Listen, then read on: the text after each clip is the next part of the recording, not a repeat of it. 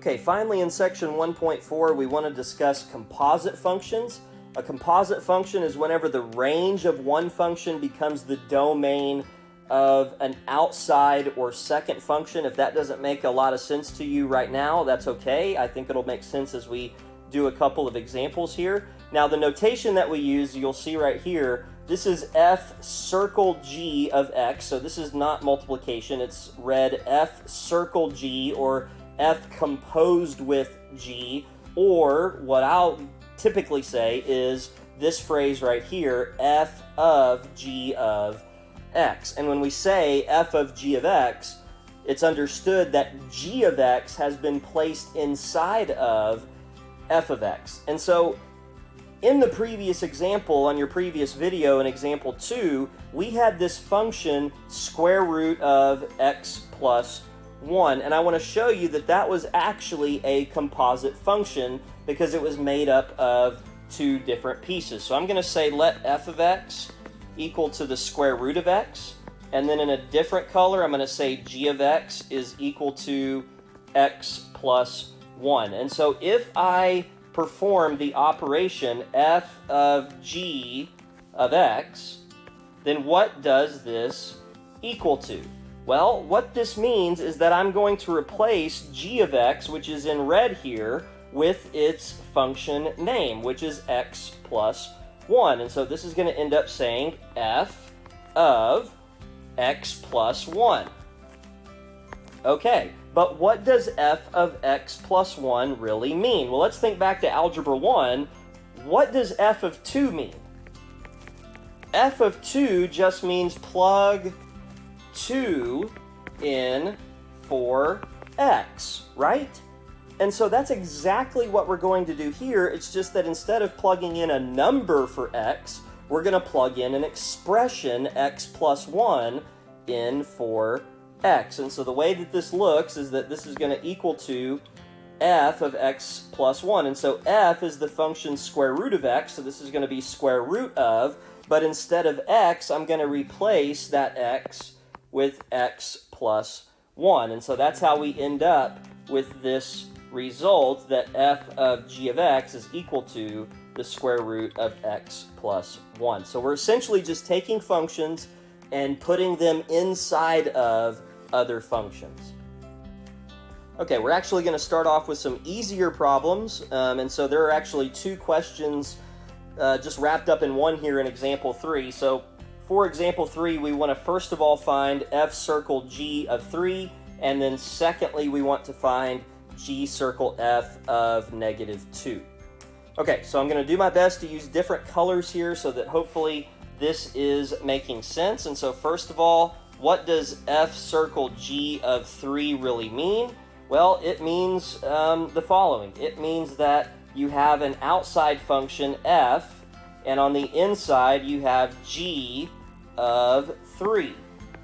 Okay, well, what does g of 3 tell you to do? Start with the inside first. What does g of 3 mean?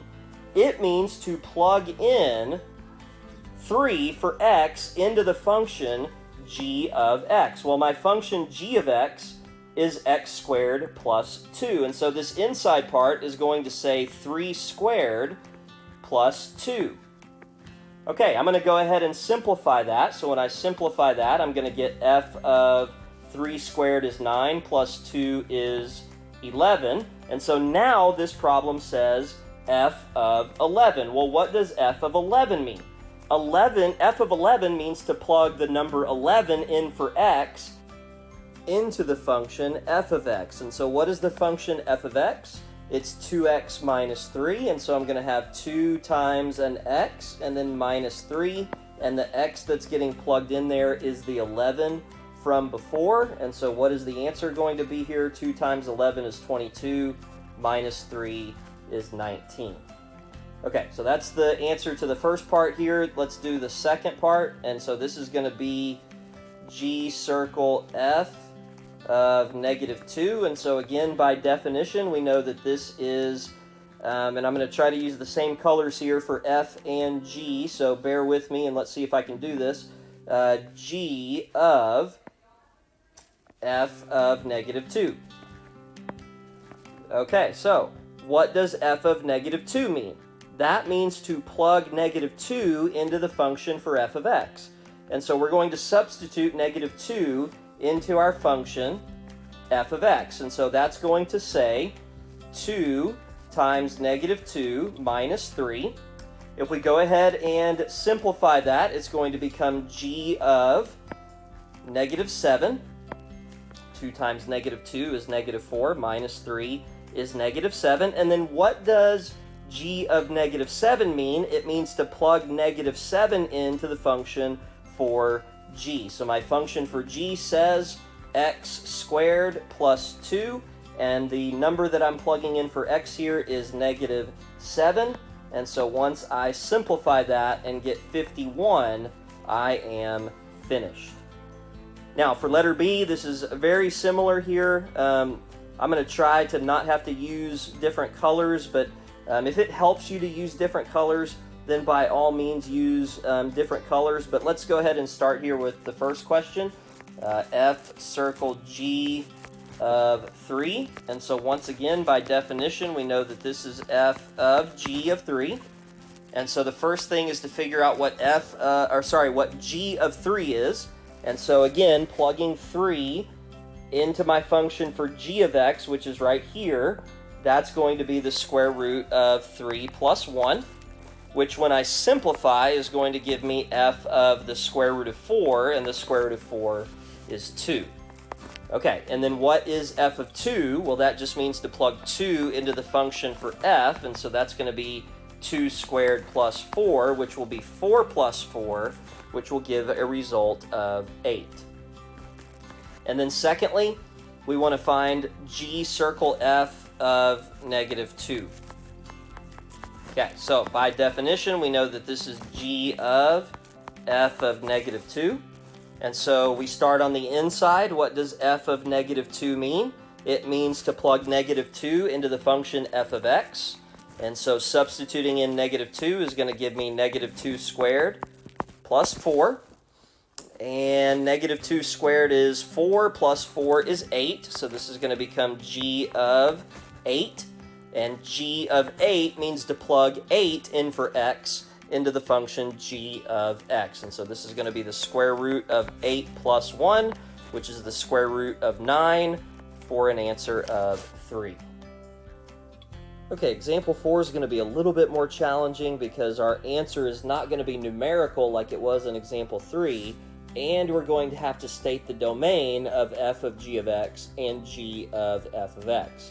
So let's start with the first, which is f of g of x, and so I'm going to just start here by writing f of g of x, and so g of x is the function square root of x, and so I'm going to have that substituted in here.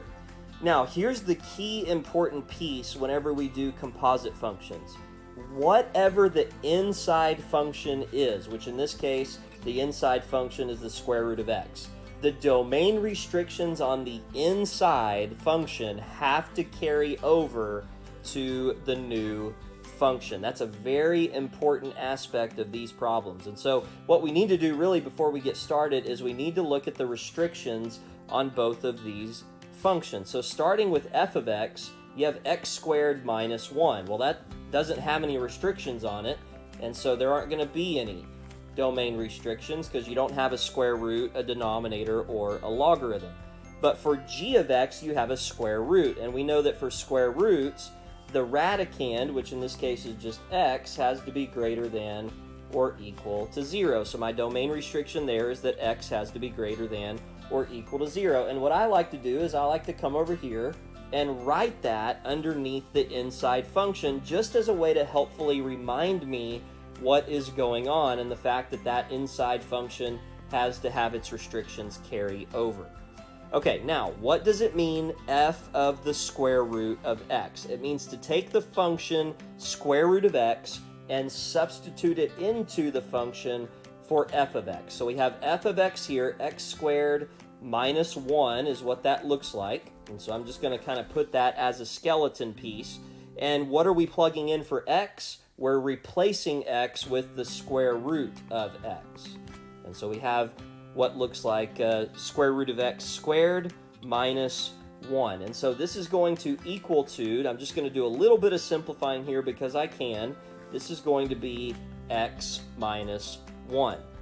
Now, when you look at x minus 1, are there any restrictions on x minus 1? Hopefully you said no. So the new function does not have any domain restrictions. However, the inside function did have a domain restriction, and that restriction has to carry over to the new function. And so therefore my domain of f of g of x has to be starting at 0 and including 0 to infinity. Again, because this restriction, x greater than or equal to 0, had to carry over to the new function. Okay, so now we're ready to do g of f of x, and so let's see if we can get the color straight here. G of f of x, which is x squared minus 1. And so again, what does this mean? It means that we're going to take x squared minus 1 and substitute it in for x into the function g of x, which is the square root of x. Now before we do that, like I said, underneath I like to write the restrictions. So are there any restrictions on x squared minus 1? And the answer is no. There are no domain restrictions on that inside function. So there will be no carryover restriction. That's the terminology that we like to use. Okay, so this is going to equal, we're going to take that x squared minus 1, we're going to plug it into our function for g of x, and so this is going to say the square root of x squared minus 1.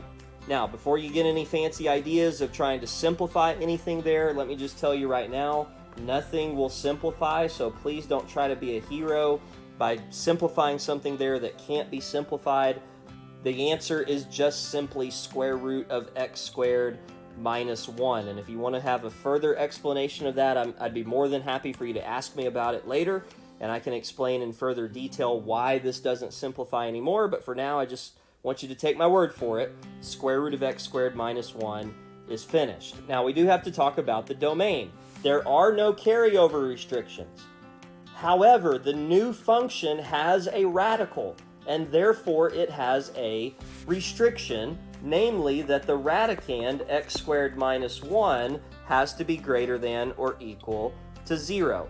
And so now we have to solve a quadratic inequality, which we learned how to do in the P chapter of this class. And so we need to factor this first. It is a difference of squares, and so we have x plus 1 times x minus 1 greater than or equal to 0. Go ahead and put your two zeros on the number line in order. So that would be -1 and +1. And because we have an equal bar on that inequality symbol, -1 and 1 will be included in any intervals as a part of our answer. Okay, we want to go ahead and start testing numbers. And so here, if we tested -2 into this simplified version right here, -2 plus 1 is negative. -2 minus 1 is also negative. And so this section is going to be positive, since a negative times a negative is a positive. If I plug in 0 into both of those factors, 0 plus 1 is positive, 0 minus 1 is negative, and so a positive times a negative results in a negative. Finally, in the last section, we could try 2 or 3 or any number that's greater than 1, and plugging into both of those factors gives a positive result for both, and so that last section is a positive. Finally, what we need to do is look back at the inequality symbol here. We notice that it says greater than or equal to 0, and so what that means is that we are looking for the positive sections, and so our domain for this will be -infinity until -1 included, and then union including 1 to infinity. Okay, finally, example B, a little bit of a challenge problem here, so let's see how we do. We've got f of x is 1 over 2x plus 1, and so immediately I see there that that has a denominator, which means that for my domain restrictions, that denominator cannot equal to 0, which means that x cannot equal to -1 divided by 2. Also, for g of x, I have a denominator, and therefore I have a restriction. namely that 2x minus 1 cannot equal to 0, which means that x cannot equal to positive a half. And so remember, whenever we put a function inside of another function, the inside function's restrictions have to carry over to the new function. And so let's go ahead and start with f of g of x, which g of x is 1 over 2x minus 1. And remember that that had the restriction that x cannot equal to a half, and so that's going to have to carry over to the new function. Okay, so this is going to equal to, what this means is that we're going to take the fraction 1 over 2x minus 1, this inside fraction here, and we're going to substitute it in to the function f of x. And so the function f of x just basically says 1 over 2 times x plus 1. But instead of putting an x there, I'm going to put g of x, which is 1 over 2x minus 1. Okay, we have some simplifying to do here. What I see is that I have a denominator, and so I've got a denominator here. What I want to do is I want to multiply everything by that denominator in order to get it to go away. So I'm actually going to erase my equal sign here because I want to multiply everything by that denominator. So that will be 2x minus 1 in the numerator, and if I multiply the numerator by that, I've also got to multiply the denominator by that as well. And so this is going to end up being in the numerator 1 times 2x minus 1, which is just 2x minus 1, divided by, now when I multiply here in the denominator, 2x minus 1 times this is going to cause this denominator to cancel, which is just going to leave me with 2, and then plus 1 times 2x minus 1, which is going to be 2x minus 1. If I simplify that denominator by collecting like terms, then what I'm going to get is 2x plus 1. And please do not try to simplify this any further. This cannot be simplified any further than it already is, and so that is my final result for f of g of x. The only thing I've got to talk about now are domain restrictions. So if you look at this final result, does it have any domain restrictions? Well, the answer to that is yes, because it has a denominator. So that denominator, 2x plus 1, cannot equal to 0, which means that x cannot equal to negative 1/2. That's the restriction that was created by doing f of g of x. But in addition to that, we also have this restriction from the inside function. That's got to carry over and be a restriction on the new function as well. And so our domain restrictions are that x cannot be equal to negative 1/2 and that x cannot equal to positive 1/2. And so what does that look like written as a domain? Well, you can draw a number line just to help you there, and then erase where negative 1/2 and positive 1/2 would be and put open circles. And so hopefully that will help you kind of see what the domain is. And so we have this section right here, which is going to be negative infinity to negative 1/2. We have this middle section here, which is going to be from not including negative 1/2 to not including positive 1/2. And then finally, one more section down there at the end, which is going to be not including 1/2 to infinity. Okay, so our answer is this right here, along with our domain, which is right here. Now, we're halfway done. We also want to do g of f of x. And so if we do that as well, I'm not going to use different colors here, so hopefully we're getting the hang of this. We're going to do g of f of x, which f of x is 1 over 2x plus 1. And that has a restriction from the denominator that x cannot equal to negative 1/2. And so what I'm going to do for g of 1 over 2x plus 1 is I'm going to plug 1 over 2x plus 1, this fraction right here, into the function g of x. And so what is that function g of x?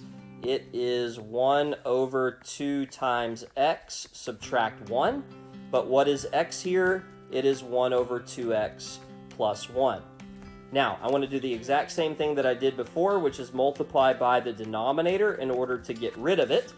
And so I'm going to go down the page here since I'm sort of running out of room on this slide. I want to be careful so that this doesn't get jumbled up here. The numerator is going to be 2x plus 1. The denominator, when I multiply this by this first term, the 2x plus 1 is going to cancel, and so that's going to leave me with just 2. And then when I multiply negative 1 times 2x plus 1, that's going to cause both of those terms to become negative. And so that's going to be negative 2x minus 1.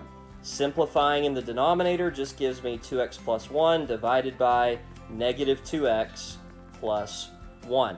And so this new function, which I'm going to go ahead and box because that's my answer for g of f of x, that new function has a domain restriction that x cannot equal to positive a half. Because if you set the denominator, negative 2x plus 1, equal to 0, and solve, you're going to get x is equal to a half.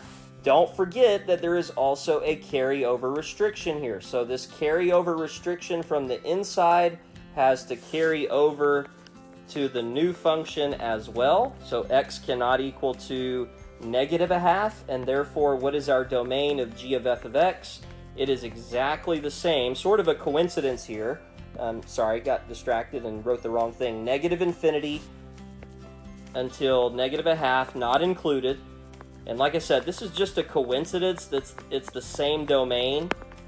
This is actually just a really cool problem where that happens, and that's not always going to happen, but it does happen on this particular question. Okay, if you have any questions on section 1.4, please feel free to reach out and get those answered.